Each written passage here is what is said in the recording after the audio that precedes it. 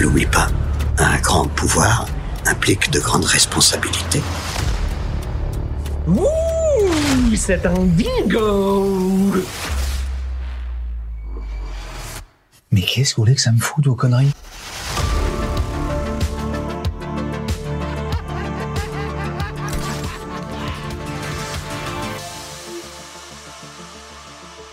Tu me veux, je suis là.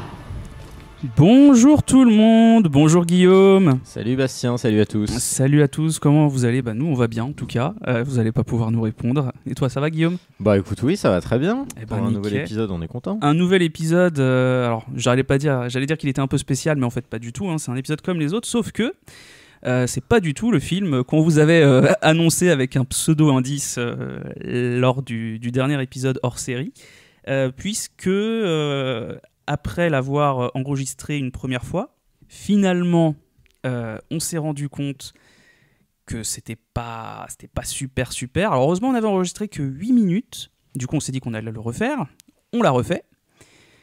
Et finalement, au bout de 45 minutes, on s'est dit que ça nous plaisait pas du tout. On parlait du film Le Cinquième Élément et on tournait en rond complètement. On n'avait pas grand-chose à dire sur le film. Alors c'est pas dit qu'on reviendra pas sur ce film un jour parce que c'est un film que j'aime beaucoup, mais le fait est que là, lors de l'enregistrement de cet épisode sur le cinquième élément, on a pris la décision d'arrêter tout finalement et de ne pas le publier puisque de toute façon on l'avait même pas fini, et puis au fur et à mesure qu'on en parlait en off, on avait de moins en moins envie d'y revenir. Donc le cinquième élément, ce sera pour une autre fois. Donc aujourd'hui, vous l'aurez compris de toute façon avec le titre, on va parler du film Prédiction, Knowing en titre original, qui date de 2009, un film réalisé par Alex Proyas, que alors, vous connaissez peut-être pas comme ça, parce qu'effectivement le nom paraît un peu inconnu, mais c'est celui qui a réalisé finalement le film iRobot avec Will Smith, là un film que je pense beaucoup connaissent plus que son réalisateur. Et donc Prédiction, donc 2009, un film qui dure 116 minutes, un peu moins de 2 heures, et qui va nous parler de prédiction évidemment, mais surtout de déterminisme et de plein d'autres choses dont nous allons pouvoir discuter aujourd'hui avec Guillaume. Donc voilà, alors je précise que la musique a été faite par Marco Beltrami, qui est un compositeur qui a fait beaucoup de films. Je vais pas vous les citer parce que vraiment la liste est très longue.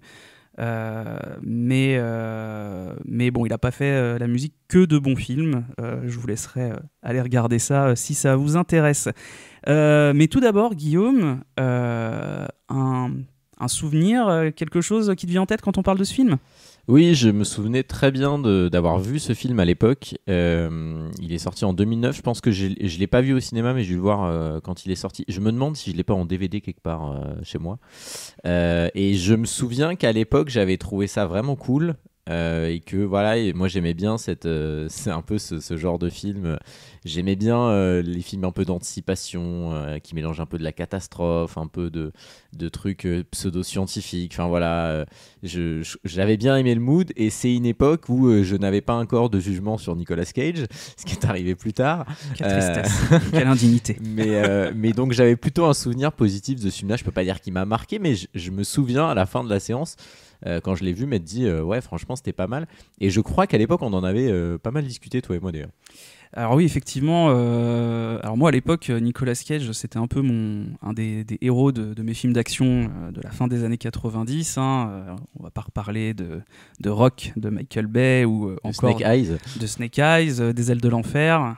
Donc c'était un acteur que moi j'aimais beaucoup, mais force est de constater que quand tu m'avais parlé du film, parce que moi j'avais vraiment, effectivement, tu l'avais en DVD, ça me parle, je m'en souviens. Et alors juste l'affiche du DVD, j'ai fait oui, non, je ne regarderai pas.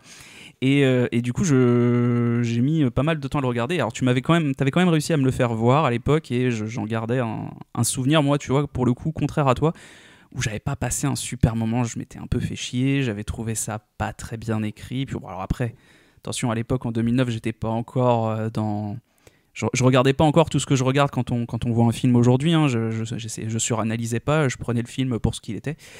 En l'occurrence, je trouvais que c'était un peu un gros navet, un gros nanar à l'époque. Mais quand je l'ai revu, moi, pour le coup, j'ai plutôt passé un bon moment. Donc voilà, donc ça va être intéressant d'en parler. Et tu disais qu'effectivement, les films un peu d'anticipation, qui mélangent un peu catastrophe, etc., à l'époque, on en était un peu friand. Le fait est que le jour d'après, effectivement, datait de 2004. Donc on était vraiment dans une période assez prolifique pour tous les films. La même année sortait le film 2012 par le même réalisateur, Roland Emmerich. Ouais, moi j'ai aussi en tête Phénomène. Phénomène qui est un peu aussi, dans c'est la ça. même vibe. Et je crois qu'il est sorti pareil dans la première moitié, enfin au début des années 2000, quoi, entre 2000 et 2010. J'ai plus la date exacte, mais effectivement il y avait un espèce de mood. C'était un peu la mode. 2008, Phénomène. Pas faire le même du grand-père Simpson, mais C'était c'était la mode à l'époque. Absolument. Voilà. Merci à tous d'être venus pour ce concours d'imitation. C'est ça. Vous pouvez nous noter en commentaire. Mais non, et ça me fait rire parce que du coup, on a vraiment deux approches différentes. Mais la manière dont tu l'as présenté comme un nanar dans tes souvenirs, je précise, c'est toi qui as voulu faire ce film. Oui, c'est vrai. J'ai voulu faire ce film parce que je l'ai revu en début d'année. Alors, pour parler franchement, j'ai revu 2 films avec Nicolas Cage à peu près de la même époque. Et je les ai revus à la suite. Alors, le premier datait de 2007, c'était le film Next. Et donc le deuxième, c'était Prédiction. Je me suis dit, bon, bah, tant qu'à faire, continuons dans cette vibe un peu, peut-être pas SF d'anticipation, mais SF fantastique, anticipation. On ne sait pas trop comment les catégoriser, ces 2 films-là. Mais voilà, je me suis dit, je vais continuer avec Prédiction, même si j'en gardais un souvenir nanardesque. Je m'étais dit, au pire du pire, je rigolerai et ça sera un bon moment.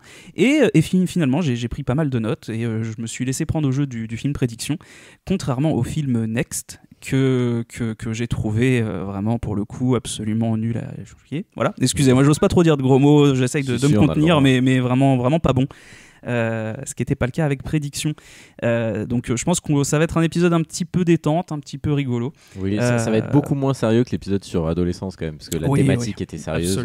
On a été très sérieux sur Adolescence, là on va l'être un peu moins. Ouais, je pense surtout quand je vois ta tête en face de moi, quand je parle de Prédiction, et du fait qu'à l'époque je le trouvais nanar, avec ce grand sourire qui se dessine sur ton visage, j'imagine que toi c'est aujourd'hui que tu le trouves un peu nanar, donc ça va être rigolo, je pense.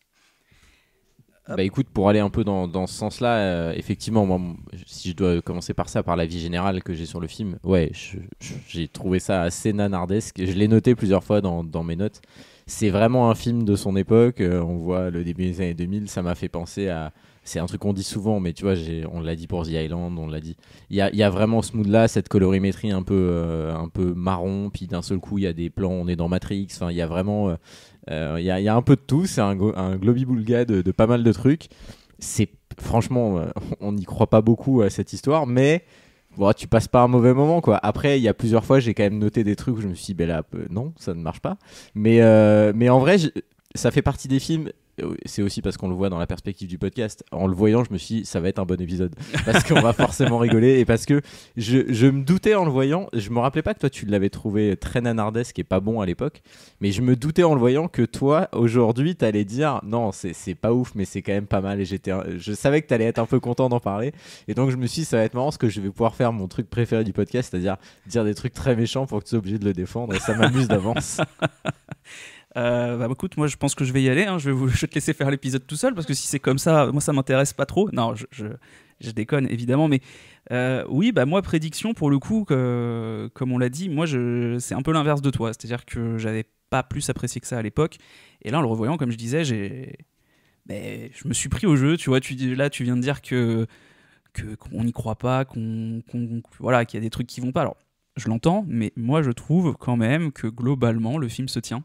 Je trouve déjà l'idée assez sympa. Oui, parce qu'on n'a même pas dit de quoi ça parlait. On s'est concentré sur le titre. Donc en fait, Prédiction, ça parle ça commence en 1959. Hein. Il y a une capsule temporelle qui est enterrée, comme c'est beaucoup le cas aux États-Unis et comme on a déjà vu dans beaucoup d'œuvres, que ce soit en série ou en film. Et 50 ans plus tard, en 2009, cette capsule est rouverte par le fils du protagoniste principal, donc incarné par Nicolas Cage, John, j'ai perdu son nom de famille, mais on va l'appeler John, ça lui va bien. Donc son fils s'appelle Caleb, et du coup Caleb tombe sur une suite de chiffres griffonnés sur un bout de papier qui est qui a donc été mis là par une petite fille en 59, qu'on a vu dans l'intro, qui était donc Lucinda. Bon, déjà avec un nom comme ça, tu sais que le personnage est torturé, hein. Voilà. Et donc Lucinda, en fait, ne faisait pas de petits dessins pour ses camarades de 50 ans dans le futur, mais une liste de chiffres. Donc cette liste de chiffres se retrouve dans les mains du fils du protagoniste, donc Caleb. Et en fait, le protagoniste comprend très vite que les chiffres veulent dire quelque chose, et que ces chiffres sont en fait toutes les dates à laquelle il y a eu des catastrophes, pas naturelles, hein, des accidents liés à la main de l'homme finalement. Et donc il se rend compte que les derniers chiffres sont des dates qui ne sont pas encore arrivées, et donc tout va partir de là, et c'est une course contre la montre qui s'enclenche pour John, et qui décide donc de tout faire pour empêcher ces 2 derniers événements d'arriver, puisque personne ne le croit. Évidemment, c'est tellement gros, je ne l'aurais pas cru non plus. Et donc voilà, donc ce film, je trouve qu'il se tient quand même un peu. En fait, je ne sais pas si on peut appeler ça une évolution ou une dévolution de ma part, mais le fait est qu'aujourd'hui, j'aime beaucoup les films, séries qui vont au bout de leur idée, quitte à ce que ça tienne pas bien tout le temps, mais qui vont au bout de ce qu'ils veulent raconter, de comment ils veulent le raconter, et au bout de leur histoire, même si elle n'est pas folle. Et je préfère ça à un film qui essaye de se donner un genre, qui essaye de se donner un style un peu... Non mais regarde, comme là je veux dire quelque chose qui est super bien et super fort, et toi tu fais oui d'accord mais c'est pas bien. Je trouve que c'est des films, des histoires qui sont pas généreuses, mais qui sont en tout cas qu'on le mérite de vouloir te faire voir quelque chose, de te raconter quelque chose. Et ça a été le cas donc avec Prédiction. Donc voilà, donc écoute, je propose qu'on rentre dans le déroulé du film, hein, tout simplement. Alors on va pas faire du scène par scène, hein, parce que du coup moi je l'ai vu en début d'année, et je vous avoue que je l'ai pas revu pour le podcast, mais Guillaume l'a bien en tête, donc je compte sur lui. Comme d'habitude, je l'ai vu ce matin. Voilà, en 2 parties, hein. Oui, je te balance, hein, tu Non. vas pas t'en sortir comme ça. Non, j'ai commencé hier et j'ai pas arrêté parce que c'était pas bon. J'ai arrêté parce qu'on m'a invité à dîner au dernier moment. J'avais pas le dîner choix. à 23h, le mec a une vie incroyable. Entre aller bouffer italien et regarder la fin de ce film, j'ai choisi, et j'ai quand même fini ce matin. Ah oui, d'accord, ça tire à balles réelles. Bref, commençons donc le déroulé du film. Donc effectivement, donc, comme je l'ai dit, le film commence donc avec le prologue, donc en 1959, où dans la préparation d'enfouir cette capsule temporelle, on a une classe qui doit faire des dessins, et donc on a Lucinda qui effectivement est une élève un peu étrange à première vue, Lucinda Embry, qui au lieu de faire un dessin, s'acharne à dessiner donc tous ces chiffres. Et elle est extrêmement perturbée, on dirait qu'elle entend des voix, et en fait elle s'enfuit de la classe après que la maîtresse d'école lui ait arraché le papier de force, et elle disparaît derrière une porte, je crois, dans la cave du lycée. Ouais, en fait c'est en Du 2 collège, parties, enfin, de donc l'école. effectivement tout le monde fait un dessin. Il faut quand même savoir qu'à ce moment-là, donc, ils cherchent pour l'inauguration de l'école quelque chose à faire pour marquer ça. Et donc, tous les gamins ont proposé quelque chose, et celle qui a gagné, qui a été élue comme ayant la meilleure idée, c'est cette gamine-là. C'est elle qui a proposé de faire la capsule temporelle au départ. Ah, je me souvenais pas du tout. Et donc, du coup, c'est assez Incroyable. marrant parce que tout le monde est content, ils font tous un petit dessin. Et effectivement, elle a écrit, tu l'as dit, cette suite de chiffres. Quand on lui enlève la feuille, elle continue d'écrire d'abord sur son bureau. C'est ça. Et puis après, on voit la scène où ils vont mettre la capsule temporelle dans le sol, dans l'emplacement qui est prévu. Et elle est là pendant ce moment, cette espèce d'inauguration de l'école finalement. Et puis, à un moment, il se tourne la tête et elle a disparu. Et donc là, effectivement, on va commencer la recherche de cette gamine qui va fuir et qu'on va, tu as raison, retrouver dans un placard avec les doigts en sang et les ongles ruinés parce qu'elle a continué à écrire sur le bois d'une porte en grattant à la main et en se ruinant les mains, quoi. Et elle continue de manière infinie à écrire des chiffres. Moi, j'ai noté sur cette intro-là, il y a un truc que j'ai bien aimé, c'est l'esthétique. Parce qu'on est dans les années 50 et je trouve que là, ils ont vraiment poussé le truc à fond. On dirait vraiment une pub qu'on ferait aujourd'hui des années 50. Je sais pas si tu vois, il y a un peu ce mood de... j'ai pas retrouvé, ça va pas me revenir le nom de la série. Il y a une série américaine, Mad Men. Il y a un peu cette ambiance-là. C'est Mad Men, ouais, exact. Et je trouve que l'esthétique, elle est plutôt réussie, notamment la prof qui a vraiment la tronche d'une américaine moyenne des années 50. Et j'ai trouvé ça plutôt chouette. Ça, c'était un point qui m'a bien plu au départ. Oui, effectivement, il y a une esthétique assez marquée pour faire comprendre, puisque après on va arriver en 2009, donc c'était important de pouvoir différencier vraiment les deux années, les deux décennies presque, j'ai envie de dire.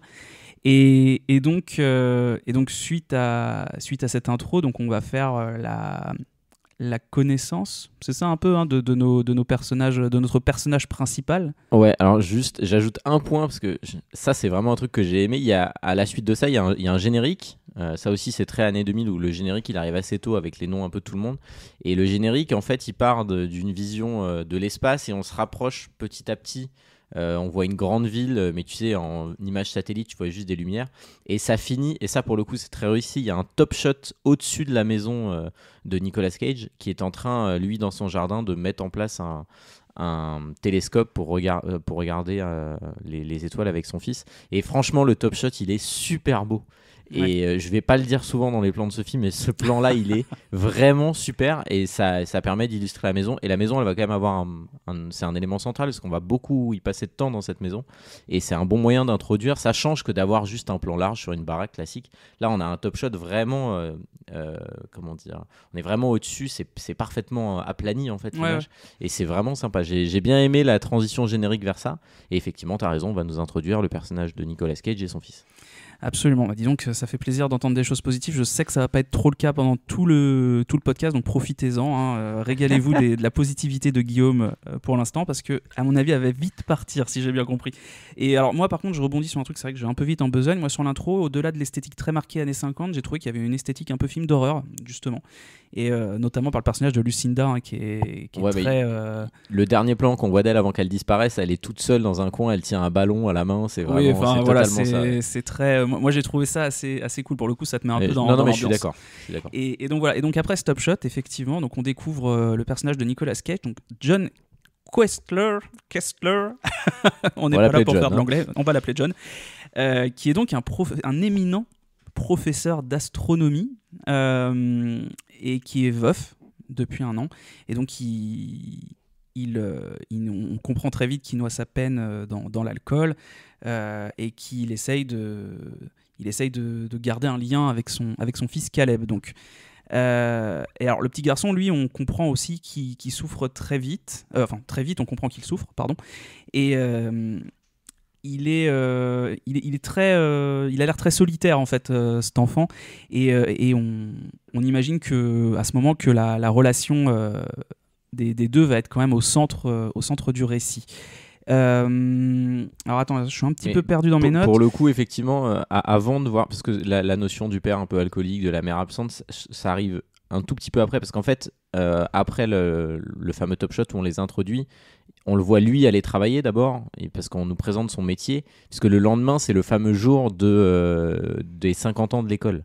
Donc en fait, toute la partie, on va introduire sa famille, ça va plutôt venir quand ils vont rentrer à la maison, parce que le gosse va rentrer avec la fameuse lettre sur laquelle il y a tous les chiffres, chose qu'il n'était pas censé faire d'ailleurs. Oui, il était censé la laisser à l'école. Finalement, il va la ramener, et là, effectivement, il va y avoir pas une dispute, mais on sent une petite tension entre le père et le fils, et on voit que le gamin, pour s'endormir, il écoute en boucle, il regarde une vidéo de sa mère, l'autre, il se met tout seul dans un siège en Sky en buvant un whisky. Enfin, il y a d'ailleurs un plan où on insiste sur un espèce de paquet cadeau qui n'a jamais été ouvert, et on va comprendre plus tard que c'est un cadeau de sa femme qu'il n'a jamais ouvert après sa disparition.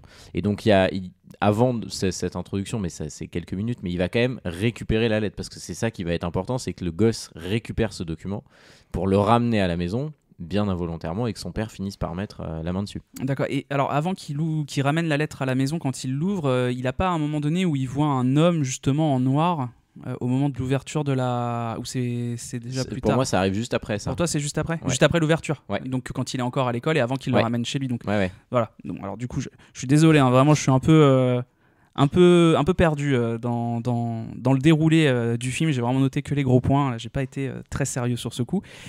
Et donc effectivement, après avoir ouvert la capsule, quand il reçoit la liste de chiffres et de nombres, il la regarde un petit peu en se demandant ce que c'est que ce truc, et plus au loin, entre deux arbres, il aperçoit donc une silhouette d'un homme qui semble l'observer, donc aux cheveux blancs, Alors moi, on va les voir plusieurs fois. J'ai noté un point commun entre tous ces gens. Ils ont des cheveux blancs et un début de calvitie évident. Et ils sont vraiment très rigolos. C'est vraiment des méchants. On nous fait comprendre très vite et de manière très subtile. C'est les méchants. Non mais vraiment, effectivement. C'est un truc. Franchement, encore une fois, j'en rigole, mais c'est un truc qui fonctionne en vrai. Enfin, Oui, je veux dire, il y a les gens qui t'observent de loin. Moi, j'ai noté ça. C'est un peu bateau, mais t'as quand même envie de savoir. Tout au long du film, t'as envie de savoir à quoi ça va mener. Surtout qu'en plus, évidemment que quand il aperçoit cet homme au loin, il y a quelque chose qui passe devant lui qui lui cache la vision, et que quand le truc lui cache plus la vision, l'homme a disparu.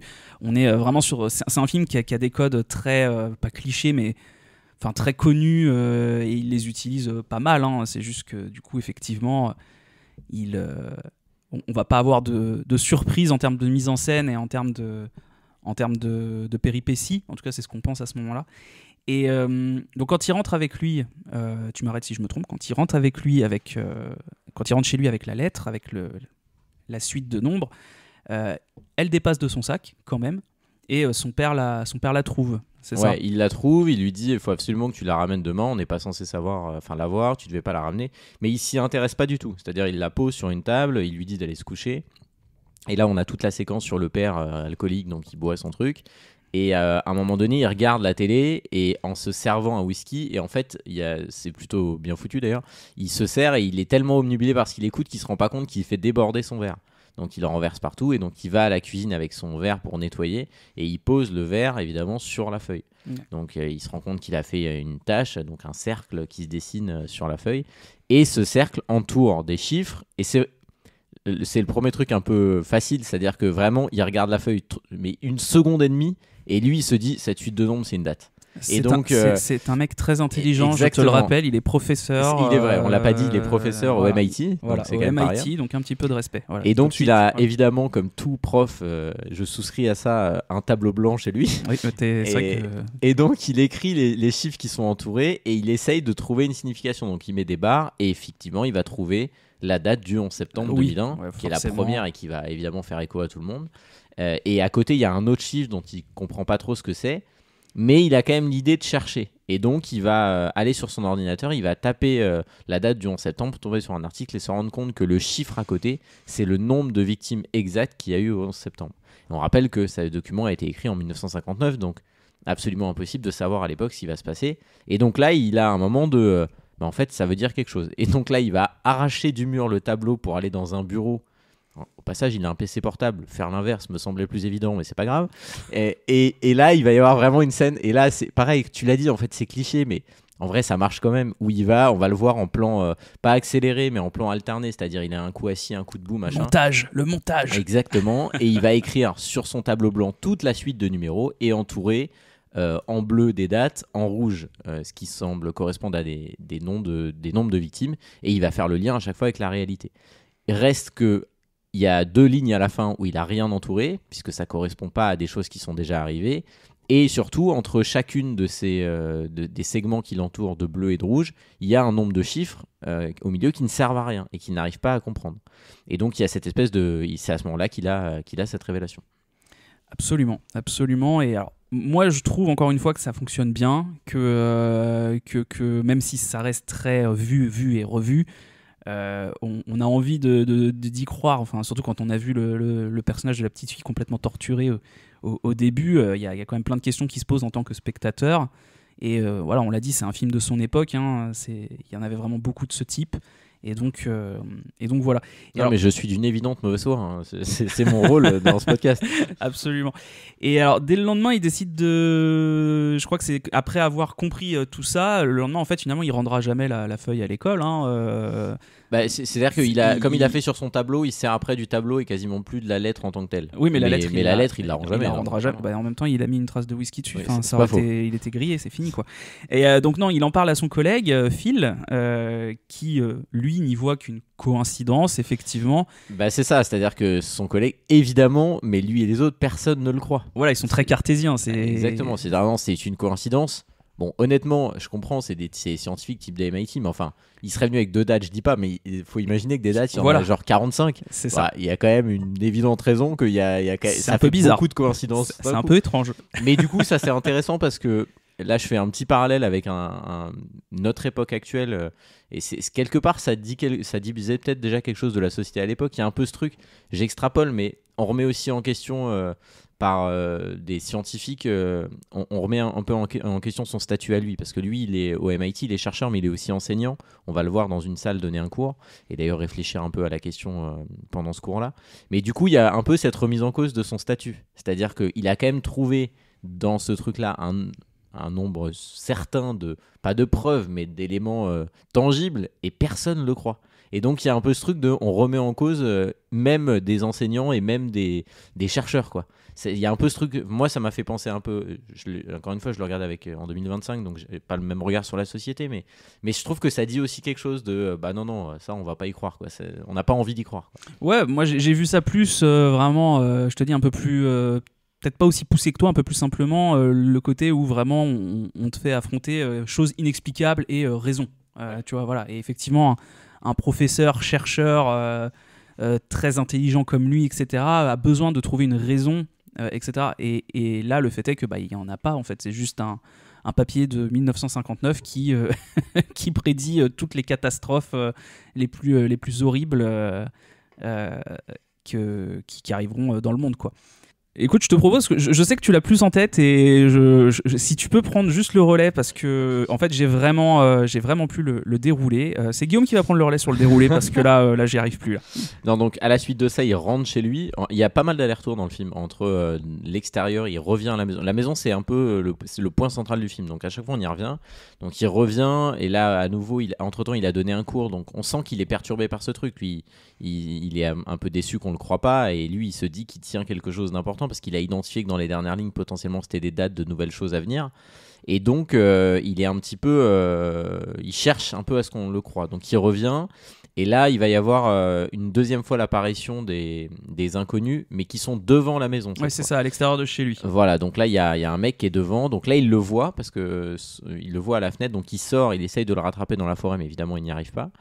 Et puis là on va nous amorcer un autre truc. On a parlé de sa situation familiale, et là va faire l'introduction d'un nouveau personnage, c'est sa sœur Grace, qui va venir le voir pour prendre un peu de ses nouvelles. Donc là on est le lendemain, s'enquérir un peu de comment il va, et elle va nous expliquer qu'il est notamment en conflit avec ses parents, et son père en particulier, avec qui il ne parle plus depuis des années. Et donc on voit que sa sœur, elle essaye de lui dire ça serait quand même bien que tu l'appelles. Donc on nous pose aussi le contexte familial, c'est-à-dire que non seulement c'est quelqu'un qui est veuf, mais en plus c'est quelqu'un qui s'entend pas avec sa famille. Donc tu disais que le gamin est solitaire, en fait il reproduit son père, quoi. C'est-à-dire c'est vraiment des gens qui y vivent que tous les deux, un peu en vase clos, et on sent que la sœur elle essaye tant bien que mal de le tirer de ce truc-là.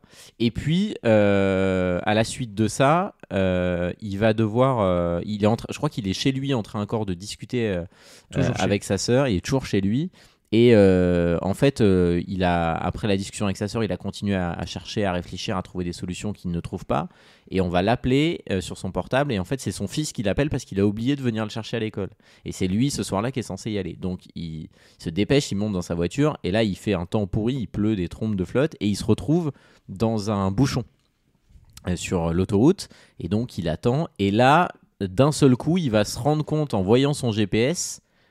Ça c'est un truc, alors je sais pas si c'est le cas aux États-Unis. En France on se sert pas du tout de ça, mais peut-être c'est le cas aux États-Unis. Sur le GPS on a les coordonnées géographiques de l'endroit où il se trouve, on les voit écrites, et en fait en voyant ça, d'un coup il a une révélation. Il se dit mais c'est ça les chiffres qu'il y a à côté, C'est ça. c'est-à-dire que c'est les lieux où vont se passer les trucs. Et là d'un coup il se rend compte de ça, et il se rend compte que sur le document, parce je crois qu'il a en photo le tableau, Oui, c'est que ça, ouais.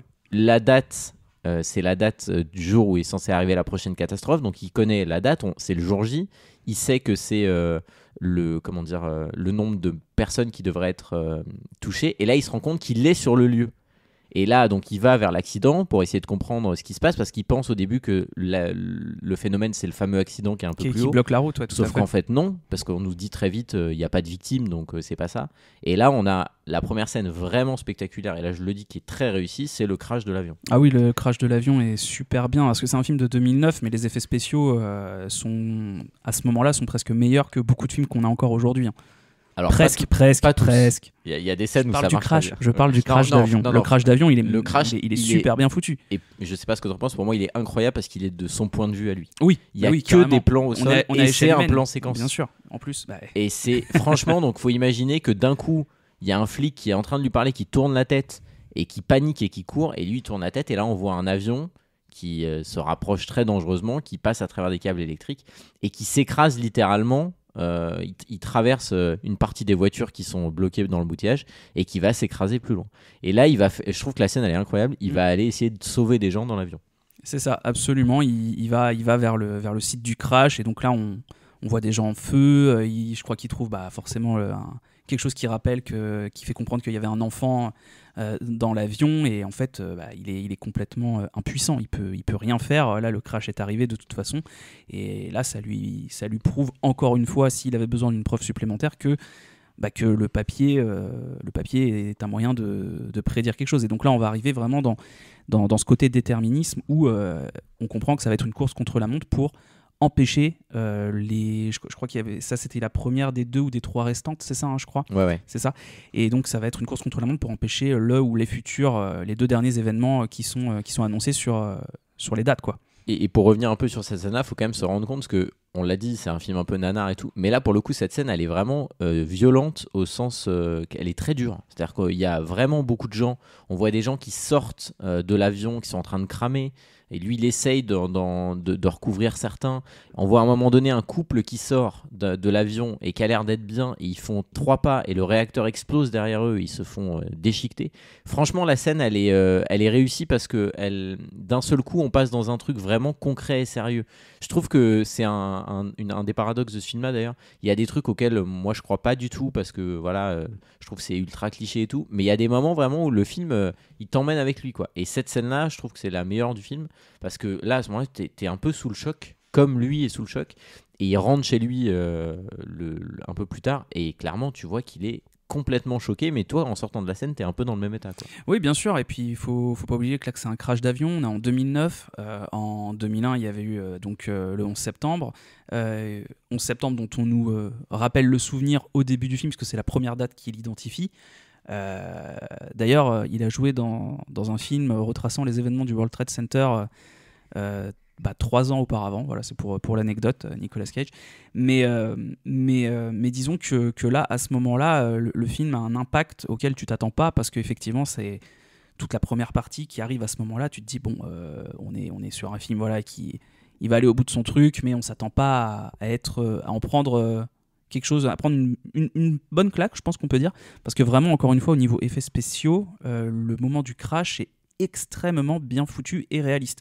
C'est assez incroyable. Non, et puis on a vraiment ce truc de, comme tu dis, d'ultra réalisme, et je répète, la scène elle est assez choquante, et d'un coup je trouve que ça donne de l'enjeu au film, parce que jusqu'à maintenant on t'a donné des noms, effectivement t'as parlé du 11 septembre mais de plein d'autres, de catastrophes, mais même si c'est terrible, on les a intériorisés, cheminés, quoi. On sait que ça existait. Là d'un coup on se rend compte qu'il va se passer des trucs affreux, et on se rend compte surtout que lui il a l'air d'être concerné par ça, mais on va se rendre compte très vite après, parce que quand il va rentrer chez lui, que c'est pas tant lui qui a l'air d'être touché par ça, c'est son fils. Parce que juste après, dans la scène suivante, donc il rentre chez lui, c'est sa sœur qui est évidemment en train de s'occuper du gamin. Elle incite le gamin essaye de savoir ce qui s'est passé. Le père veut évidemment pas lui dire. Il dit qu'il a vu un accident de voiture et basta. Ou même, je crois qu'il dit qu'il y avait un camion en panne sur l'autoroute. Et donc le fils va dans sa chambre, et là le fils il va avoir des hallucinations. C'est-à-dire qu'à un moment il va se réveiller avec un mec dans sa chambre qui est chelou, et il va lui montrer l'extérieur, et là à l'extérieur il va voir que tout est en train de brûler. Ce qui à ce moment-là nous paraît un peu étrange, mais qui va être annonciateur du dernier acte du film. Et donc on commence à comprendre que le gamin, on l'a pas dit, mais d'ailleurs le gamin il a un problème d'audition, donc il a un appareil auditif, et qu'il a de temps en temps une espèce d'interférence.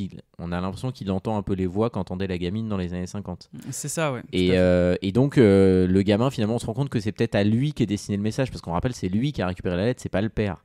Et donc, visiblement, c'est après lui qu'en ont les hommes en calvitie. Là.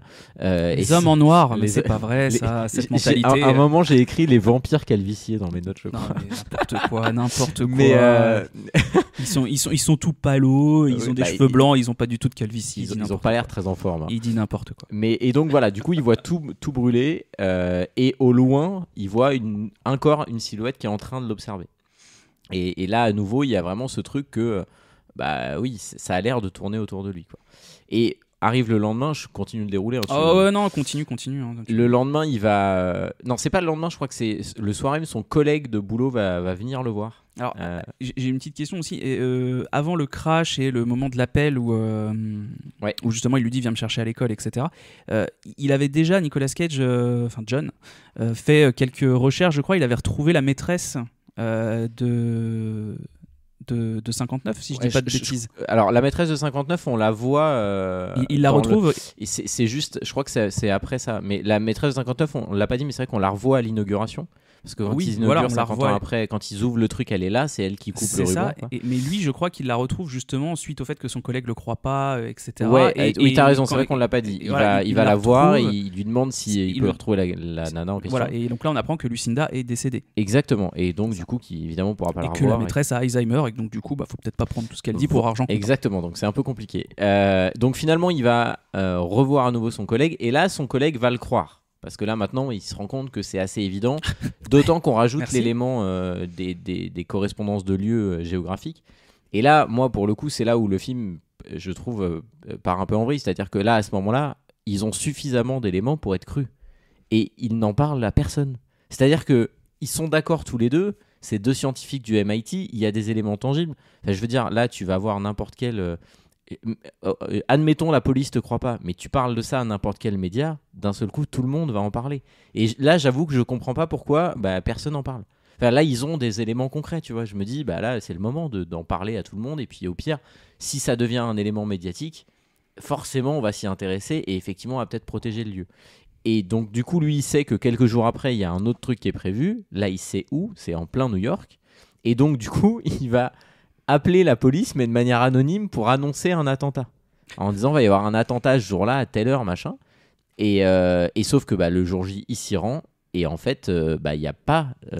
Il n'y a pas eu d'évacuation. Il n'y a pas d'évacuation, donc il s'en prend à une fliquette en lui disant, mais pourquoi vous n'avez pas évacué ? Et en fait, on se rend compte qu'il y a un fourgon d'agents spéciaux qui sont pas loin, qui attendent un éventuel terroriste. Et donc, il commence à le courser, lui. Parce qu'il pense que c'est lui le terroriste. Ouais. Donc il y a une scène où il court, il monte dans le métro, il poursuit un autre gars, parce qu'on voit un gars qui est un peu chelou, qui a l'air de cacher quelque chose, donc il pense que c'est lui qui va commettre un attentat, parce que Nicolas Cage, il est persuadé lui-même qu'il va y avoir un attentat. Parce qu'il connaît tout, mais il ne sait pas ce qui va se passer, il connaît que le résultat. Oui, il ne sait pas comment l'accident ou l'horreur va se produire. Donc finalement, il monte dans le métro, la rame démarre, il y a une espèce de course-poursuite, et à la fin, les flics arrêtent le mec après qui tout le monde courait, qui a volé 3 DVD, donc ça n'a rien à voir. Ça me rappelle qu'à l'époque, il y avait encore dans les DVD, tu sais, cette petite annonce avec voler, c'est pirater, c'est voler. Pirater, c'est voler. Et je pense que c'est un petit clin d'œil à ça. Mais c'est possible parce que il y a vraiment cette vibe là. Vraiment. Je me suis dit la même chose que toi. Et du coup, donc finalement, il arrête. Il comprend que c'est pas lui qu'il faut arrêter. Donc lui, Nicolas Cage, il sait qu'il va se passer quelque chose.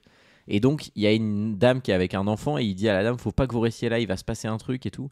Et là, on a donc, en fait, ce qui est pas un attentat, mais un accident, puisqu'on se rend compte qu'un autre métro va subir un problème d'aiguillage. Un court-circuit, c'est ça. Un court-circuit sur l'aiguillage qui va le faire dériver de sa trajectoire, et il va venir rentrer dans la gare. Et là, pour le coup, autant j'ai été très gentil sur le crash de l'avion, là, c'est abominablement moche, la 3D de ce métro, qui est en plus, là on est passé en colorimétrique Matrix, je l'ai pas vu, mais là attends. Non, alors là, par contre je suis obligé de rebondir parce que je veux bien, j'ai été mauvais sur le déroulé, je t'ai laissé, il y a pas de problème, mais alors que tu dises que t'as pas vu Matrix en 2025, ça devient compliqué. Non, c'est pas ça que j'ai dit, c'est vraiment la colo Matrix dans le métro. Oui, mais t'as dit que je n'ai pas vu. Si, bien sûr que si. Attention, j'ai vu j'étais à l'œil. Mais c'est vraiment le vert Matrix dans le métro. On est d'accord qu'il y a une inspiration. Non, mais pour le coup ça marche bien. Oui. Faudrait savoir. Non, ça marche très bien, la colo et tout. C'est juste que moi, ça m'a surpris parce que ça change radicalement de colo juste pour cette séquence. Ça change avec le ton du film. Exactement. Général. Je trouve que c'était. Mais c'est surtout là, pour le coup, le métro en 3D, c'est pas possible. Quoi. Mais si, non. Je trouve que franchement, ça se tient. Faut arrêter. Il est de mauvaise foi. Il est bien fait, le métro. Il est pas extraordinaire, mais il est bien fait. J'ai marqué la 3D ignoble dans la station de métro. Entre parenthèses, c'est les années 2000. Alors, on est en 2009, donc on est quand même pas loin des années 2010. Mais oui, attention. Mais c'est ça qui est terrible. Sachant que le film est sorti un 1er avril en France. Voilà, Ah, c'est vrai ? Ah ouais, voilà. Ah bah, je trouve que c'est marrant quand tu vois le propos du film. Ça m'avait bien fait marrer. Et alors, on l'a pas dit, mais juste avant justement toute cette scène à New York, etc., il a retrouvé la fille de Lucinda dans un musée, je crois, qui a fui parce que quand il lui a dit... il l'a accostée parce que c'est une mère célibataire qui a une fille. Donc la fille de Lucinda s'appelle Diane et elle-même a une fille et qui s'appelle Abby. Et en fait, John les accoste dans un musée pour leur dire « Écoutez, je suis au courant des visions de votre mère, patati patata. » Et alors elle prend la fuite avec sa fille. Il est gentil, mais il est bizarre cet homme-là. Et donc c'est après que tout arrive à New York. Ouais, et donc effectivement, il va rencontrer cette nana, il va essayer de lui expliquer la situation. Mais comme tu dis, elle prend peur parce que le mec... Alors au début, en plus, il la drague un peu. Oui, et ça voilà, se passe plutôt bien. Ça se passe bien. Ils vont même boire un verre avec les gamins et tout. Puis d'un coup, il lui explique... que voilà, il lui dit je pense que votre mère elle avait un pouvoir et tout, donc l'autre coup dur pour John. Ouais, c'est vraiment compliqué quoi.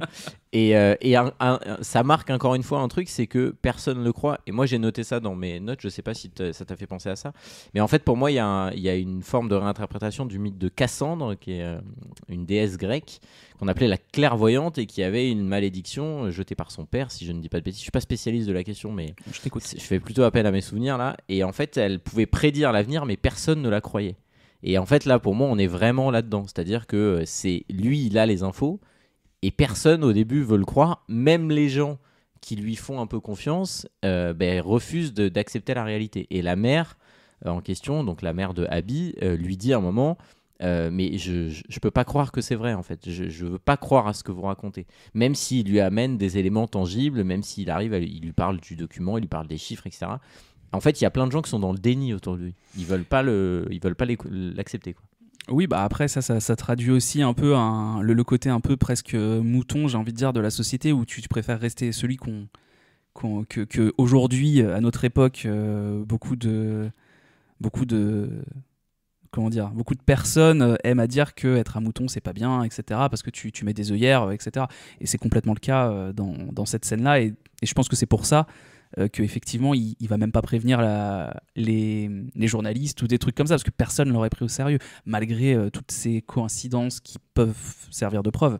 Donc voilà. Et alors suite au crash du métro, à l'accident du métro, donc il rentre chez lui complètement au bout de sa vie, quoi, tout simplement. On rentre à la maison, toujours. C'est ça, il revient toujours là, et une nouvelle fois, il va y avoir les gars qui vont essayer, parce que en fait, t'as raison, c'est vrai que j'ai oublié ça. Il voit la fille avant le crash du métro. C'est ça, et là, il les et en fait, après le crash du métro, elle vient chez lui. Comment elle a eu son adresse, personne ne le sait. On ne sait pas. Si c'est un professeur au MIT, peut-être que son adresse est publique. C'est pas faux, ouais. Allez, bim, prends ça, Guillaume. Un point pour le film. Et donc, elle vient chez lui, parce que là, du coup, elle se rend compte qu'en fait, il a dit la vérité. Parce que c'est vrai que je suis passé un peu vite là-dessus, je suis désolé, mais... Non, mais c'est bien, on fait le déroulé à deux, comme ça, on exactement. complète, ça, c'est beau. Quand il se rend compte, il lui dit, il va se passer un crash demain, à tel endroit, à New York, tel truc, il va y avoir tant de morts, et effectivement, elle est bien obligée de constater que c'est la réalité. Donc, elle vient chez lui, ils vont avoir une discussion... Et à nouveau, il va y avoir ce truc de... on va essayer encore avec les mecs chelous là, de kidnapper les enfants. C'est-à-dire qu'ils vont à nouveau venir, et là, ils vont être plusieurs, à un moment donné, autour de la voiture, parce que je ne sais plus pour quelle raison, sa gamine, elle est dans la voiture, je crois, alors, en fait, voilà, à ce moment-là, donc, quand là, tu vois, là, je te complète, et là, on est bien. Là c'est un travail d'équipe, ça, et ça, c'est ce qu'on appelle un duo. Voilà, ça, c'est beau. Alors, on sent que là l'épisode va être très private joke sur ce truc là, mais c'est pas grave, on est heureux d'être content. Donc non, quand il rentre chez lui et qu'il retrouve donc Diane et Abby sur le pas de sa porte, quoi, Diane à ce moment-là s'est décidée à lui révéler tout ce qu'elle sait. Et donc elle lui explique que donc sa mère a toujours entendu des voix, et jusqu'à sa mort, et qu'elle a toujours dit à sa fille, donc à Diane, que Diane mourrait un 19 octobre. Donc un jour très proche, et une date qui, si je dis pas de conneries, n'est pas sur le papier, je sais plus, je crois pas. Il me semble pas qu'elle est sur le papier. Non, elle est pas dessus. Voilà. Et donc, dans la foulée, Diane, elle va amener John dans un espèce de mobil-home perdu au milieu d'un champ de je ne sais quoi, où sa mère Lucinda aurait vécu ses derniers instants, quoi. Exactement. Et du coup, quand ils vont vers le mobil-home, ils laissent il laisse Caleb et Abby dans la voiture en disant c'est bon, on est au milieu d'un champ, il va peut-être rien se passer à un moment donné. Et en marchant vers le mobil-home, Diane elle regarde la feuille, je crois, un truc comme ça, et en fait elle comprend que les 2 derniers chiffres, ça ne peut pas être des 3, parce qu'il y avait ça en fait, les 2 derniers chiffres de la feuille, c'était plutôt des E. Parce que du coup, elle écrivait certaines lettres à l'envers apparemment. Et il va trouver dans la maison, il va fouiller, à un moment donné, il va soulever un lit. Et sous le lit, il y a des inscriptions. Et là, c'est pas des chiffres, c'est des mots. Et en fait, ça correspond à ça. Le E, c'est, je crois que c'est everywhere, everything. Everyone else. Ah bon, perdu. Pas du tout. Le mec a vu le film ce matin, on le rappelle. J'ai pas mis un seul mot juste dedans. Faites-moi confiance, vraiment. Donc voilà, effectivement. Donc en gros, ce qui annonce que la prochaine catastrophe, elle va toucher tout le monde. Donc, bilingue. T'as vu ça? Et donc, moi, c'est vrai que c'est assez. Cette scène est intéressante, mais là aussi, il y a quand même un truc, c'est-à-dire que ils savent qu'ils sont un peu poursuivis par des mecs chelous. Ils laissent les gamins tout seuls dans la voiture, quoi. Et donc les gamins se retrouvent encerclés. Oui, mais la voiture était verrouillée. C'est vrai. Je crois. Se fait encercler par le gang des vampires moches là. Et donc, et on voit bien qu'ils sont devant, mais ils ont pas l'air particulièrement menaçants. C'est-à-dire, ils bougent pas, ils les regardent. Et le gamin, il les appelle au début. Et la gamine, elle est prête à sortir, elle. Et l'autre gamin qui prend panique, lui, il monte sur le siège avant et il fait un move très intéressant. Il appuie sur le klaxon. Il est pas con, Caleb. Exactement. Il est pas con. Et donc là, les parents sortent. Et là, on a une scène où il va essayer de les rattraper. Et là, j'ai noté, malheureusement, le cadreur avait oublié son steadicam. Parce que vraiment, là, quand il court derrière, le plan, il est Gerbose 2000. Autant j'aime bien l'idée de. Enfin, je comprends la logique de ça rajoute de la panique. Mais là, je te jure. Je sais pas si tu l'as en tête parce que tu l'as vu il y a plus longtemps que moi, mais le plan où il court après, mais c'est une horreur tellement ça bouge dans tous les sens. On se dirait presque que le cadreur il a Parkinson en plus de courir. C'est terrifiant. On est à la fin des années 2000. C'était pour donner un effet de course-poursuite, pour qu'on soit avec eux, etc. C'est tout. C'est un effet de style. Ça va devenir une habitude, mais moi j'ai une pensée pour Jacques et Jacques n'aime pas les plans où il n'y a pas de steadicam, donc il aurait été très triste devant ce plan. Écoute, Jacques, à un moment donné, je veux dire, on va t'inviter, hein, tu vas nous parler de tout ce que t'aimes pas dans le cinéma, parce que je vois qu'apparemment ça a beaucoup influé sur ce qu'aime Guillaume ou pas. Allez, rendez-vous est pris, un jour on fera venir Jacques autour de ce micro, vous aurez un hors-service, j'allais dire. Un hors-service, bah, sympa pour Jacques, ça fait plaisir. Bon bah Jacques finalement ne vient pas, hein, apparemment. Vous aurez un hors-sujet sur les films préférés de Jacques, voilà. On fera ainsi que Guillaume fut déshérité et désavoué par son papa, voilà. Bon, tout ça pour dire qu'à la suite de ça, il retourne une nouvelle fois dans la maison. Et qu'ils vont discuter, et là on sent que la relation entre les deux, ils commencent à s'apprécier un peu. Forcément ça les unit, pour le coup c'est assez logique, parce qu'elle essaye de protéger sa fille et elle est liée à ce truc là, et lui il essaye de protéger son fils. Absolument. Et alors on a beaucoup rigolé sur Jacques, sur la course poursuite qui est très mal filmée, qui a pas de steadicam et compagnie, mais on a oublié de dire quand même la conclusion de cette poursuite, c'est que du coup il le retrouve dans une clairière, là finalement ils sont sortis du champ, sans jeu de mots sur la caméra, et donc il dit à l'homme de se retourner en le menaçant d'une arme. L'homme se retourne, il lui demande « Mais qui es-tu ? Qui êtes-vous ? Que voulez-vous ?» Évidemment, toutes les questions qu'on sera en droit de poser à ces hommes qui les poursuivent un peu dans l'ombre depuis le début du film. Et là, allez, je vais jouer. Notre vampire étrange ouvre la bouche et c'est la lumière qui sort. Et ça, c'est magique. Oui, j'ai vraiment cru que tu allais faire une imitation de son cri.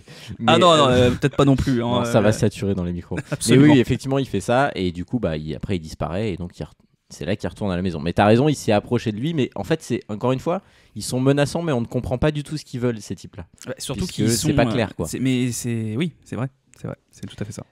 Donc finalement, il va y avoir ce moment où ils vont un peu se rapprocher les uns des autres. Et puis, là j'enchaîne un peu vite, mais on va se retrouver le lendemain. Il va retourner en cours, notre ami, au MIT, notre ami John. Et là, il va avoir une espèce d'idée, je sais plus trop comment ça vient, mais en fait, il va se dire... ils avaient analysé un phénomène sur une autre galaxie que la nôtre, dans laquelle le Soleil allait faire un espèce de ricochet qui risquait, et en fait il allait y avoir une étoile qui allait rentrer dans le soleil, qui allait créer un ricochet de flamme et qui allait brûler les planètes. Et en fait lui, d'un seul coup, se rend compte que ce truc-là qu'ils ont mesuré, en fait ça va arriver sur notre système solaire à nous, et que potentiellement l'effet ils l'ont sous-estimé, et que si ça arrive tel qu'il l'imagine maintenant, ça pourrait cramer l'intégralité de la Terre, et donc tuer tout être vivant sur la surface de la planète, ce qui lui fait dire à lui, en fait c'est peut-être ça qui va nous tuer. D'autant que ce qui va le mener à cette certitude, c'est que la date à laquelle est prévu ce fameux impact, c'est la date qu'il a sur la feuille. Et donc là, il va se dire, en fait, j'ai compris. Donc là, il y a vraiment ce truc de, si il y a cette radiation du soleil, on va tous crever. Et j'ai trouvé ça très mignon que la mère la fille de Lucinda plutôt pose la question, si on se cache sous terre, est-ce que ça marche ? La réponse est non, mais c'était un peu mignon comme question. Et d'ailleurs, pour lui laisser de l'espoir, il lui dit oui, peut-être que ça peut marcher. Plus tard, il dira que non, puisque en gros, à 10 km sous terre, la radiation et la chaleur détruiraient toute forme de vie. Mais il lui laisse un peu d'espoir, c'est un peu mignon. Et moi, j'ai noté, pour le coup, je sais pas ce que t'en penses, mais là, on est à peu près aux 2/3 du film. Enfin, même pas, on est à la moitié du film peut-être. Et je trouve que la prédiction finale, ce qui est censé arriver, on nous le révèle tôt. C'est-à-dire qu'après, ça va devenir une course de comment est-ce qu'on peut l'empêcher. Mais moi, je m'attendais à ce que, comme pour les 2 premières catastrophes, on ne savait pas ce qu'allait se passer. Ouais. Moi, je pensais qu'on allait rester dans ce mood-là. Et du coup, à ce moment-là, je me suis dit, en fait, on est proche de la fin du film. Et pas tant. Et j'ai trouvé que c'était hyper rapide ce truc, parce que le truc du soleil, on nous en a jamais parlé avant. Oui, puis je crois que c'est avec la fille de Diane, avec Abby, qu'on le comprend, parce qu'elle colorie un truc sur une gravure qu'ils ont trouvé dans le mobilo. Oui, elle fait un dessin avec un soleil. Je sais pas quoi, et c'est lui qui fait, oh oui, le soleil. Et là, après, il fait, mais attends, mais je travaille au MIT, mais c'est vrai, mais oui, mais attends, ça me rappelle quelque chose. Et oui, je suis astronome en plus, on n'a pas un télescope là-bas. Attends, je vais aller voir. Et donc là, il comprend effectivement que c'est une grosse éruption solaire, hein, quand tu parlais de ricochet, je t'en prie, je suis là pour ça, qui va détruire donc tout ça. Et donc oui, c'est vrai qu'à partir de là, on aurait pu croire que le film allait se terminer dans un quart d'heure, et en fait, pas du tout. Ça va être En fait, c'est là que le déterminisme, encore une fois, rentre complètement en jeu, parce que là, maintenant qu'on sait ce que c'est quelque chose qui est en plus complètement... qu'on ne pourra jamais l'éviter, c'est qu'est-ce qu'on fait contre ça, contre notre destin, comment on fait, quoi, qu'est-ce qu'on va faire, et du coup, c'est ça qui est plutôt, moi je trouve ça plutôt intéressant. En fait, tu te rends compte que tu es bien peu de choses face à la nature, et que de toute façon, il y a des choses qu'on pourra jamais contrôler. Et alors, qu'est-ce que tu fais dans ces cas-là ? Est-ce que tu te bats contre du vide ? Est-ce que tu te bats contre l'air ambiant ? Ou est-ce que tu t'acceptes ton destin et tu restes ? Qu'est-ce que tu ferais si tu restais un jour à vivre ? C'est un peu ça que le film me pose comme question. Et ça se traduit dans une scène, c'est-à-dire qu'après avoir compris ce qui allait se passer, il va appeler son père, enfin, absolument, sachant que c'est un peu le dernier jour et que voilà. Et on comprend que sa femme qui est décédée, qui s'appelle Allison, lui avait demandé qu'il reprenne contact avec son père, puisque d'ailleurs il va ouvrir le fameux paquet qu'on avait vu au début, qu'il n'avait jamais ouvert, avec une photo de la famille qu'elle comptait lui offrir en pendentif là. Et il dit à son père, voilà, je sais qu'avant de mourir, elle m'avait fait promettre de t'appeler, donc voilà, je le fais. Et il lui annonce ce qui va se passer et lui propose d'aller essayer lui dit, il faut que tu ailles te cacher avec maman à tel endroit. Et lui, en fait, refuse. Il dit, voilà, moi, s'il faut mourir, je vais mourir. Tu vois, t'as vraiment les deux trucs qui s'affrontent. C'est exactement ça. C'est pour ça que je trouve que ça illustre parfaitement ton propos, où le père lui dit, non, moi, je veux, ça doit arriver, ça va arriver. Et en fait, on n'a pas dit, mais à ce moment-là, il sait donc pour une fois ce qui va se passer, quand ça va se passer, mais par contre, ce qu'il n'a pas comme données, puisqu'au lieu d'avoir des coordonnées, il avait le EE, il ne sait pas où est-ce qu'il est censé aller, parce qu'en fait, il se rend compte que les coordonnées, c'est l'endroit où il est censé être lui, pour essayer, entre guillemets, de trouver une solution. Et donc, il y a un truc il sait pas, il ne trouve pas ce truc-là. Et quand il retourne dans la maison après avoir passé le coup de fil avec son père, il va voir Caleb et comment dirais-je, la mère de Abby, en disant à tout le monde, vous allez devoir préparer des affaires, des rations qui durent longtemps, on va aller se cacher. Parce que leur idée, c'est de se cacher dans des grottes, parce qu'elle sait où il y a des grottes. C'est des grottes dans lesquelles elle s'était réfugiée, je crois. Quand elle était plus jeune, je crois qu'il y a une histoire, une sombre histoire. Elle dit qu'elle allait jouer un peu dedans, et un truc avec ses parents. Voilà, c'est ça, absolument. Et en fait, il va dans la chambre de son fils, parce que son fils ne répond pas, et là, son fils, il est en train d'écrire une suite de chiffres à son tour sur une feuille. Et là, il lui demande d'arrêter une fois, deux fois, il lui enlève la feuille. Il continue à écrire sur le bureau, il lui enlève le stylo, et là, le gamin se met littéralement à creuser le bois d'un bureau j'ai noté maybe c'est un loup-garou, on ne sait pas. Non, mais c'est juste pas couper les ongles depuis très longtemps. Mais je fais c'est exprès. vraiment méchant. Mais je sais, j'étais content de faire cet épisode. J'ai noté plein de petites vannes et je me suis dit tu vas adorer. Et du coup, il note des trucs et donc le père a le temps quand même de noter les coordonnées.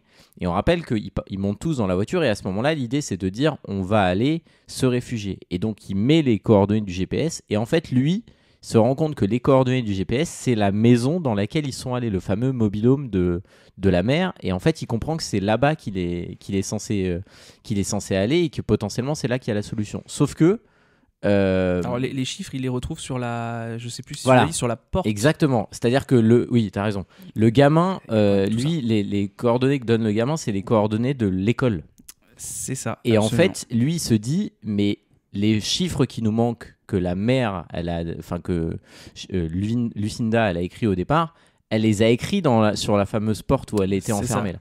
Et donc du coup il décide d'y aller et il va chercher la porte.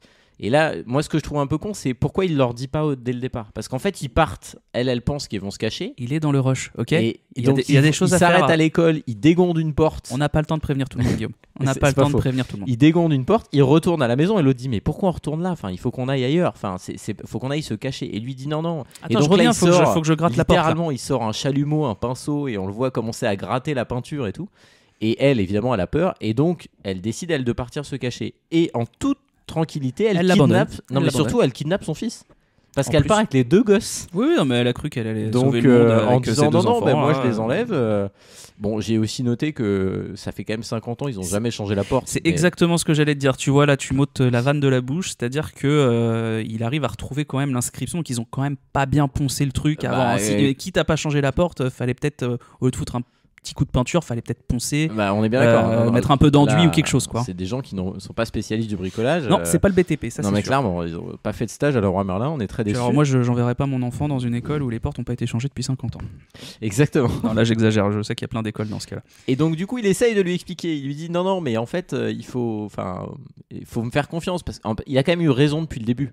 Mais encore une fois, on ne le croit pas. Donc, du coup, il finit par trouver les chiffres, mais quand il retourne dehors pour partir avec la bagnole, il se rend compte qu'elle est partie avec les enfants. Oui, absolument. Et donc il sait pas où est son fils. Et donc là, lui, il est un peu en ambivalence. C'est-à-dire que d'un côté, il faut qu'il aille là où il est censé aller, c'est-à-dire dans le mobil-home, mais de l'autre, il faut qu'il trouve son gamin, quoi. Donc une fois encore, elle a pris de l'avance, elle va s'arrêter dans une espèce de station-service. Dans une station-service, ouais, c'est ça, tout à fait. Et dans la station-service, là, on voit un message d'urgence qui est diffusé sur la télé par le gouvernement américain qui explique que, en fait, le fameux, je sais plus ce que c'était, rayonnement solaire, je sais plus ce que c'était quoi. Une éruption solaire, ça rentre par une oreille, ça sort par l'autre. Que l'éruption solaire, ils avaient mésestimé ce qu'elle allait être et qu'il risque d'y avoir des conséquences. Donc, ils demandent à la population de se confiner jusqu'à nouvel ordre. Et à ce moment-là, on comprend que ça va être important, mais on n'est pas encore au degré où vous allez tous mourir. Ça va venir un petit peu plus tard. Et on rappelle, la situation, elle est partie, elle a kidnappé des enfants. Alors, elle n'a pas kidnappé son propre enfant, s'il te plaît, mais elle a kidnappé donné, le gamin. Ils sont poursuivis quand même depuis 1h30 par des gens en plastique. Je vais changer de dénomination à chaque fois. J'en peux plus. Et donc, c'est un peu l'enfer, quoi. Et elle laisse encore une fois les enfants seuls dans la voiture. Mais elle avait fermé. Non, en plus, elle n'avait pas fermé la porte. Parce que du coup, c'est ça la conclusion. Et c'est du coup, les mecs arrivent, ils montent dans la voiture et ils se barrent avec les enfants. Et donc là, t'as une course-poursuite de Diane qui veut retrouver la voiture avec les enfants. Et à côté de ça, t'as John qui suit Diane pour retrouver Diane et les enfants. Et exactement. Alors là, et il faut savoir que ce qu'il va réussir à le retrouver, c'est que son fils, avant de se faire kidnapper, sort de la voiture et appelle avec le téléphone de la station son père en lui disant papa, t'es où ? Et lui dit dis-moi où t'es, je viens vous chercher. Et en fait, quand il arrive, évidemment, ils sont partis. Et c'est très drôle parce qu'il va voir le caissier pour lui dire mais attendez, ils sont partis où ? Et le pompiste lui dit oh bah non, mais c'est des gens qui sont partis avec la voiture et les enfants dedans, ils les ont kidnappés. Bonne soirée. Pas du tout concerné. Pas du tout concerné. Le gars a l'air de trouver ça très. Il n'y a pas de flic, à rien. Enfin, aussi, on a oublié de dire un truc. Bon, c'est un petit élément qui dans le récit a une importance, mais qui en fait est pas très très important pour nous. Mais je vais quand même le dire, c'est qu'il y a quand ils trouvent dans le mobil-home l'inscription Everyone Else, il y a plusieurs petits cailloux noirs. Oui, c'est vrai Et qu'on l'a pas dit. les cailloux noirs, c'est les mêmes que celui qu'un des hommes en noir avait donné à Caleb. Exactement. Déjà. Et là, quand Diane retourne dire à Caleb, mais retourne dans la voiture, qu'est-ce que tu fais à téléphoner là ? Et ben, elle trouve un petit caillou noir. Et c'est là qu'elle se retourne et qu'elle comprend, mais c'est les cailloux noirs des hommes en noir. Oui. Et donc, du coup, elle se retourne. Et donc là, les hommes en noir, ils sont plus là avec les enfants. Exactement. Et donc voilà. Et alors, moi, par contre, là, donc cette course-poursuite là qu'on a un petit peu illustrée, moi, je trouve qu'elle est vachement bien parce qu'elle se termine pas bien, justement. Exactement. On l'a pas dit, mais effectivement, la course-poursuite va mal se finir puisque C'est ça. Diane va avoir un accident. C'est ça. Et elle Absolument. va mourir. Et va mourir tout simplement. Et c'est à ce moment-là que John va la retrouver d'ailleurs. Il va la retrouver dans l'ambulance en suivant du coup ses traces et compagnie. Oui, d'ailleurs, j'ai noté, il arrive là où il y a l'accident, il y a une espèce de barrière de police, lui il slalom au milieu. Tout le monde s'en fout. Oui, mais c'est la panique. Mais en c'est même la panique temps, à ce moment-là. Mais c'est ce que j'allais dire. Oui, je préfère. Quand, sur le plan, je me dis, c'est-à-dire on laisse faire. Et en fait, on se rend compte que les flics, ils ont autre chose à gérer parce que ça devient un peu la guerre civile partout, quoi. Ah bah oui, c'est-à-dire que là, c'est panique à bord, donc tout le monde peut faire un peu ce qu'il veut, quoi. Et il assiste à sa mort. Il assiste à sa mort dans l'ambulance. Et alors moi, j'ai trouvé que cette scène était plutôt réussie pour le coup. Je trouve qu'elle est plutôt bien interprétée. Et alors vraiment, je trouve que le crash de Diane est très bien mis en scène aussi, son accident pour le coup. Ça marche bien. Et même les effets spéciaux, encore une fois, fonctionnent très bien à ce moment-là. Et donc, il va trouver dans sa main, une fois qu'elle est morte, il va trouver le fameux caillou qu'elle-même avait trouvé. C'est ça, c'est pour ça que j'en parlais. Donc là, lui, il comprend que du coup, c'est les hommes en noir qui ont récupéré Caleb et Abby. Et alors oui, et quand elle meurt, Diane, donc on est du coup minuit pile. Donc elle meurt vraiment la date que sa mère lui avait dit, le 19 octobre. Et oui, absolument, c'est vrai, on l'avait pas précisé, mais tu as raison. Donc elle, encore une fois, sa mère avait raison. Elle lui a dit tu mourras en 19 octobre, elle meurt en 19 octobre. C'est ça. Et alors donc suite à ça, je crois qu'avec le caillou noir, il comprend qu'ils vont au même endroit que lui, je crois, quelque chose comme ça. Oui, parce qu'en fait, on l'a pas dit, mais les cailloux noirs, il va retourner, parce que lui, il sait qu'il doit aller à la maison maintenant, vu qu'il a trouvé au mobil-home.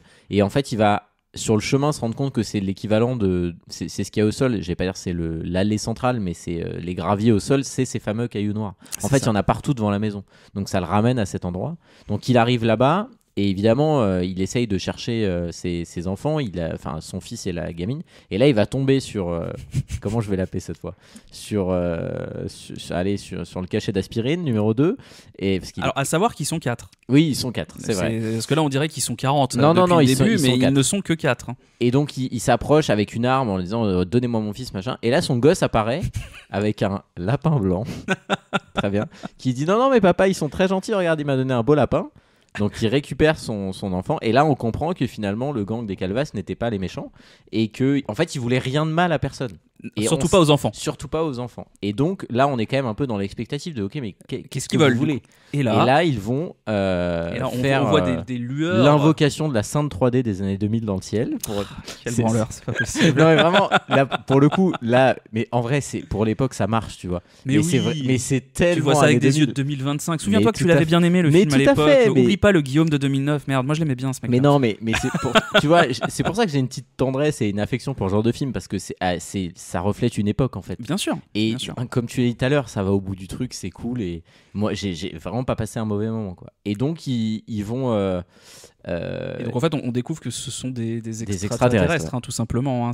Il y a un vaisseau, la Sainte 3D dont parle Guillaume, c'est des années 2000.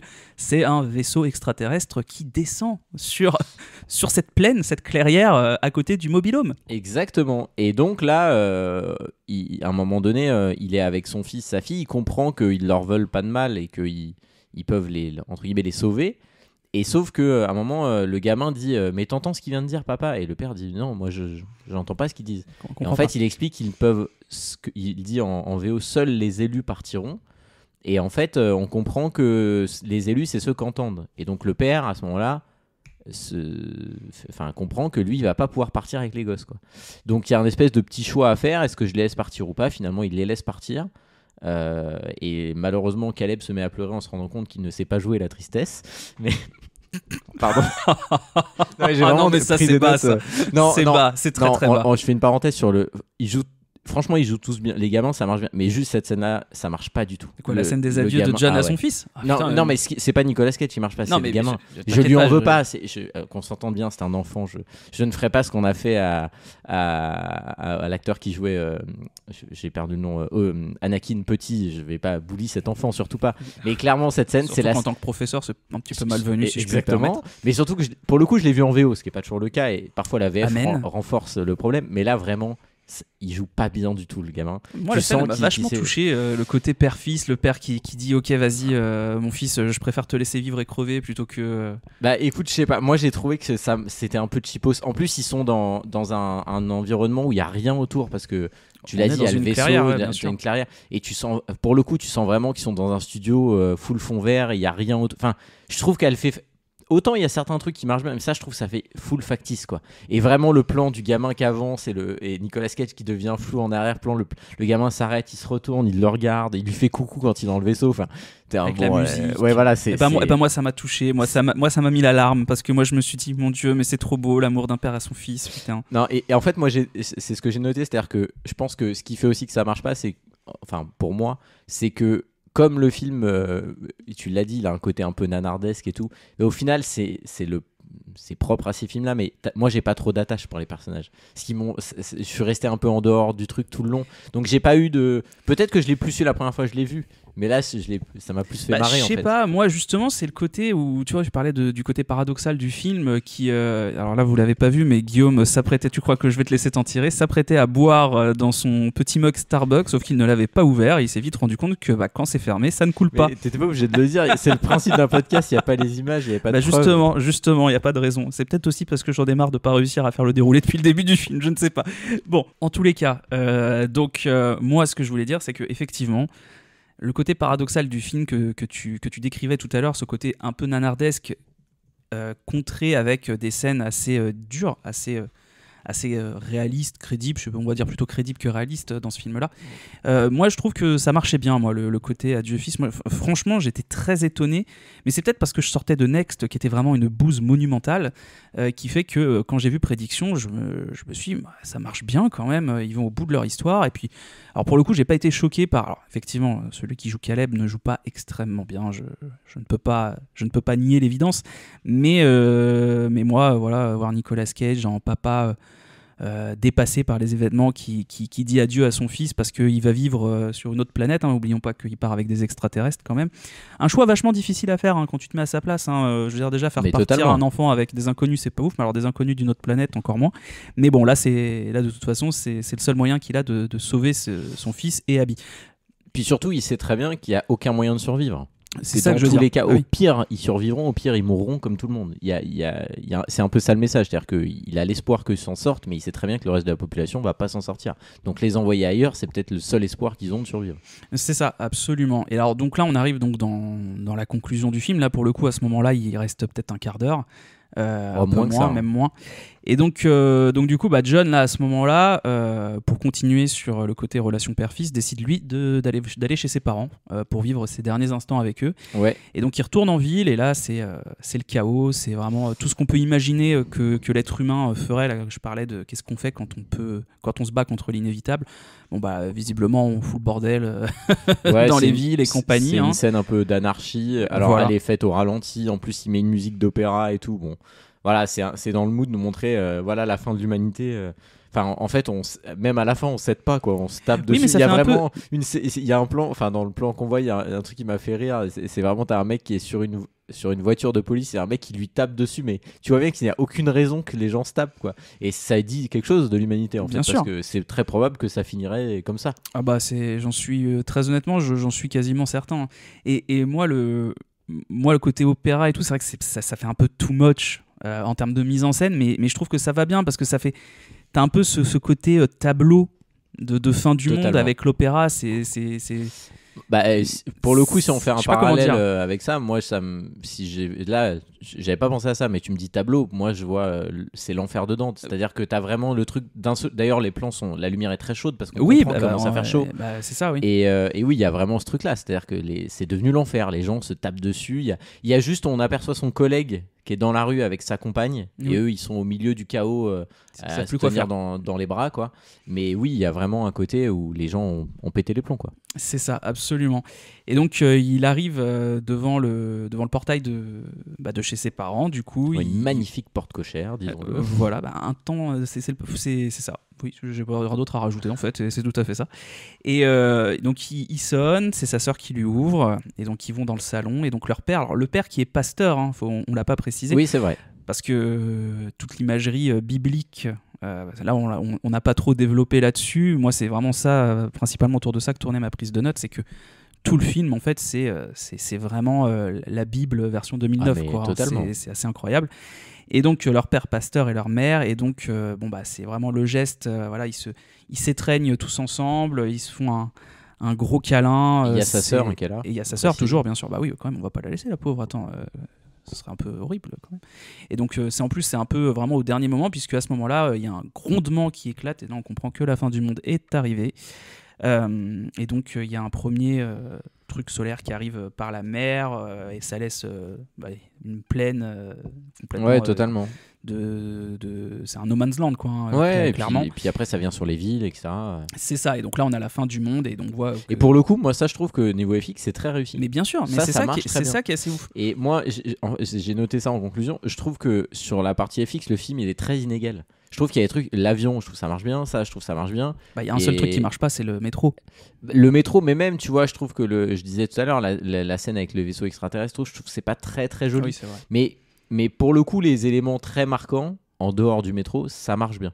C'est Donc vrai. au final, là, le film finit sur un truc, tu dis bah ok, parce que c'est assez long, hein. T'as vraiment plusieurs séquences, tu vois plusieurs éléments de la ville, tu vois des villes entières ravagées, tu vois, il y a un plan très très large sur tout New York où tu vois la progression très rapide du feu sur l'ensemble de la ville.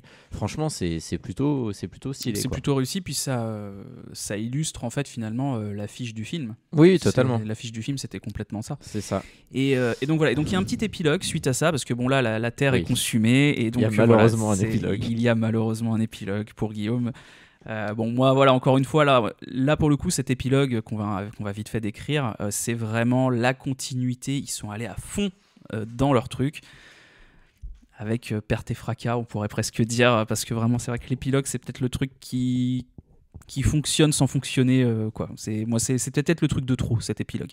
C'est-à-dire que finalement on voit donc le vaisseau extraterrestre emmenant Caleb et Ali atterrir sur une autre planète, et on voit qu'il y a énormément de vaisseaux qui atterrissent aussi, et finalement tous les élus dont on parlait précédemment sont que des enfants. Mais c'est surtout qu'on ne voit que deux. Il y a pas d'autres. Il y a des vaisseaux, mais c'est les seuls. Quand ils sortent, ils descendent. Il n'y a que eux deux. Et pour moi, là, je reprends ce que tu dis dans l'élément biblique, c'est Adam et Ève. Ah oui, bien C'est-à-dire sûr. qu'ils sont tous les clairement. deux. Ils marchent vers un arbre dans une clairière ignoblement mal faite en 3D. Là, je le rejoins. Elle est Franchement, immonde. Elle est je immonde. comprends pas. En fait, Un champ de blé il faut moche. comprendre qu'ils marchent sur un champ de blé. Et donc, Dans un champ. dans un champ de blé, et du coup le blé est censé réagir quand il marche. Pour n'importe qui joue aux vidéos, vous voyez bien ce qu'on veut dire, c'est-à-dire le pathfinding, c'est-à-dire les éléments qui réagissent à votre Arrête de te la personnage. péter avec tes mots Mais- anglais, s'il te plaît. Non mais pour le coup, pourquoi ils ont pas tourné ça sur un vrai truc? Parce que là vraiment le sol c'est une atrocité. Vraiment, ça, Oui, C'est dégueulasse ce plan. je ne sais pas quoi te Et- dire. mais ils sont, je te confirme, là pour le coup je l'ai vraiment revu ce matin, ils sont que tous les deux les gamins. Et donc pour moi c'est clairement Adam et Ève qui vont relancer l'humanité à travers ces deux personnages là. Et, Ouais, mais bon, on sous-entend quand même qu'il y a d'autres vaisseaux qui atterrissent et qui repartent, donc il y a d'autres enfants, même si on Mais les voit pas. je- Après, si c'est une moi, je planète, me suis posé la question. Si c'est une planète, c'est pas Adam et Ève. mais C'est moi les je- Adam et Ève des États-Unis. Il y a peut-être un Adam et Ève d'Europe, peut-être un Adam moi et je me Ève suis de posé je sais la pas où. pour le coup moi je me suis justement dit ils ont pris deux élus pour refaire une planète et juste j'allais dire c'est pas le public mais les extraterrestres viennent voir est-ce qu'ils ont réussi la mission pour en sauver deux et relancer une humanité. Tu vois moi il y a un côté parce qu'en fait tu l'as très bien dit, il y a un côté biblique, il y a un côté dans quelle mesure est-ce que l'homme s'est auto-saboté parce que C'est le propos de tout le c'est film. le hein, propos on du l'a film. précisé en début Et de podcast. finalement, c'est une entité supérieure qui décide de recréer l'humanité. Et donc, là, les extraterrestres, c'est un peu Dieu dans cette genèse-là. Ce sont les anges, ouais, c'est ça. Exactement. Et Les donc- 4 hommes en noir, c'est les 4 cavaliers de l'Apocalypse. Pour Exactement. moi, Et ils ont amené Adam et Ève sur la clairière pour qu'ils relancent l'humanité. Pour Oui. moi, en tout cas, moi, je l'ai compris comme il n'y a que eux. Bah oui, mais moi je trouve que cet épilogue fonctionne pas. Alors effectivement, maintenant que t'en parles, il y a ce côté où tu sais pas trop s'ils sont que eux deux ou s'il y a vraiment plusieurs élus ou si c'est vraiment que eux deux. Mais si on va vraiment sur le côté biblique et iconographie biblique, effectivement, ce serait que les deux, Adam et Ève. Mais moi, je trouvais que le film, en fait, est très pessimiste jusque-là. Et je trouvais ça vachement intéressant. Tu vois, il y a même les films catastrophes que j'aime beaucoup de cette époque-là. Il y a toujours ce côté un peu espoir, même s'ils ont un côté pessimiste. Là, je trouvais intéressant. Ça aurait été intéressant de finir que sur la destruction de la Terre. J'aurais trouvé ça vraiment très bien, tu vois. Et là, le fait qu'on nous explique, qu'on nous remette une couche d'iconographie, voilà, mais c'est l'espoir qui repose sur les prochaines générations. Moi, je trouve que ça fait un peu too much là pour le coup, même si j'ai vraiment beaucoup aimé le film. Non, je suis d'accord avec toi. C'est un espoir qui est illusoire, puisque tout le film, on nous dit que de toute façon, on se débat avec des forces qui nous dépassent. Tu vois, donc et puis surtout on nous fait bien comprendre que l'homme est une sale race, faut dire les choses. Donc moi je trouve que ça dénote en fait avec tout ce que le film essaie de nous raconter, même si enfin je veux dire, leur départ avec les extraterrestres, on comprenait que l'espoir c'était eux. Il n'y avait pas besoin d'en faire des caisses à la fin sur ce champ de blé pas bien fait du tout. Non, mais en plus, effectivement, bon, encore une fois, il faut juger les FX au regard de ce qu'elles étaient à l'époque, mais tu finis en plus sur autant le plan d'avant, on l'a dit, la destruction, elle est réussie, autant ça, c'est pas. Franchement, je pense que même à l'époque, on trouvait pas ça joli. Non, mais non, objectivement. Non. Alors que, franchement, je te dis, t'aurais tourné ça dans un décor entre guillemets naturel, en tout cas, le sol au moins en décor naturel. Et t'aurais pu faire un truc un peu joli, quoi. Là, encore une fois, on n'est pas en 80, on est en 2009. Donc certes, ça a vieilli, mais 2009, c'est pas non plus le bout du monde. Il y a qu'à voir ce qu'on faisait en FX à cette époque-là. Je vais pas citer Star Wars, mais si je te dis pas de conneries, surtout 2009, c'est l'année où sort Avatar premier du nom. Non, mais voilà, là clairement, bon, ça souffre de la comparaison. Sans comparer l'incomparable, attention. Mais c'est vrai que c'est assez dommage de finir sur ça parce que je suis d'accord avec toi, ça gâche un peu le film, mais en même temps. Tu vois, maintenant, c'est vrai que j'avais pas vu ça comme ça, mais tu dis un truc très juste, le film est pessimiste. On peut se poser la question, moi j'ai pas l'info, mais est-ce que c'est pas une demande de studio qui disent on peut pas faire un truc aussi horrible, il faut que ça finisse sur une note d'espoir.